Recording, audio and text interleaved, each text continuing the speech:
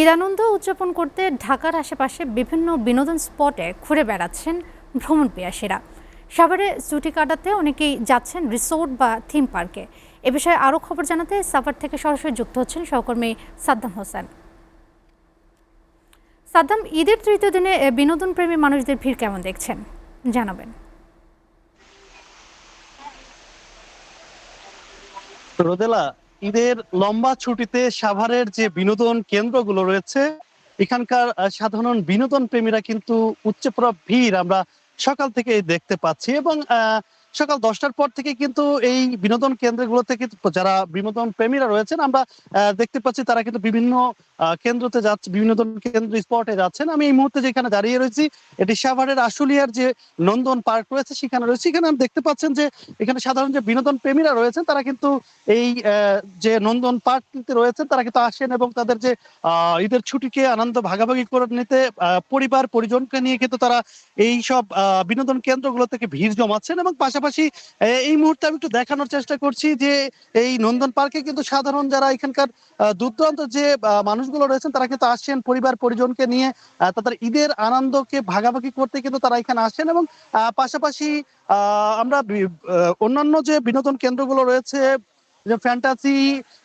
Fantasy kingdom এবং dream holiday এবং স্মৃতিসৌধ, মিনি চিড়িয়াখানা না অন্যান্য যে বিনোদন কেন্দ্রগুলো রয়েছেন সেখানে কিন্তু ভিড় করতে দেখা দিয়েছে সকাল থেকে আমরা দেখেছি। তবে আমি একটু কথা বলার চেষ্টা করবো এখানে যিনি কর্মরত দায়িত্বরত যে পার্কের যিনি দায়িত্ব রয়েছেন তার সঙ্গে একটু কথা বলার চেষ্টা করবো। আপনি সকাল থেকে কেমন আছে এবং বিগত ঈদের থেকে এবারের ঈদে কি ভিন্নতা রয়েছে আপনাদের পার্কে? ধন্যবাদ। নন্দন পার্কের পক্ষ থেকে আপনাদেরকে ঈদ মোবারক।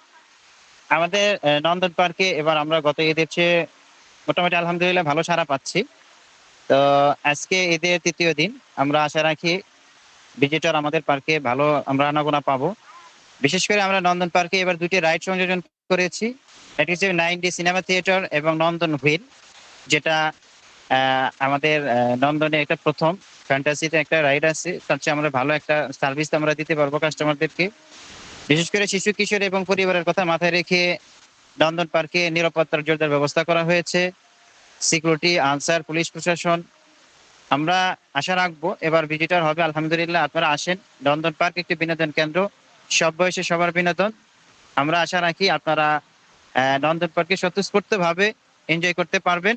ধন্যবাদ।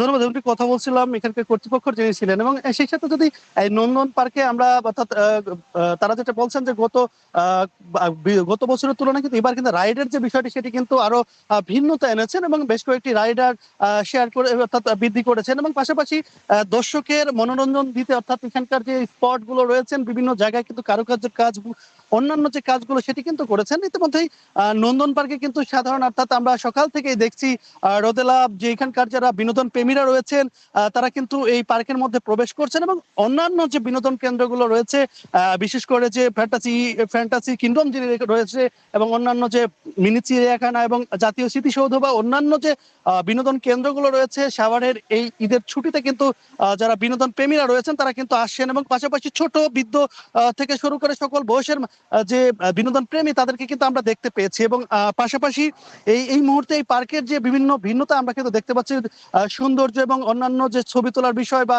এখানকার যারা বিনোদন প্রেমীরা রয়েছেন তারা কিন্তু এখানে এসে পরিবার পরিজনের সাথে ঈদের আনন্দকে আরো বৃদ্ধি করার জন্য কিন্তু তারা কিন্তু এখানে আসেন। এবং পাশাপাশি যদি বলা যায় যে এই বিনোদন কেন্দ্রগুলোতে যে মানুষের উপচে পড়া যে ভিড় সেটি কিন্তু আমরা লক্ষ্য করছি সকাল থেকে এবং গত কয়েকদিনেই কিন্তু ঈদের পর নামাজের পর থেকে অর্থাৎ দুপুরের পর থেকে কিন্তু এই বিভিন্ন বিনোদন কেন্দ্রগুলোতে যে বিনোদন প্রেমীরা রয়েছে তাদের কিন্তু উপচে পড়া ভিড় লক্ষ্য করছে। পাশাপাশি আজ অর্থাৎ এখন পর্যন্ত কিন্তু যারা সাধারণ বিনোদন প্রেমীরা রয়েছেন তারা কিন্তু অর্থাৎ বেলা যত বৃদ্ধি হবে ততই কিন্তু তাদের ভিড় জমাতে শুরু করবে। রোদেলা, তো এই ছিল আমার কাছে সাভারের বিনোদন কেন্দ্রের সর্বশেষ তথ্য। সাদ্দাম, আপনাকে ধন্যবাদ।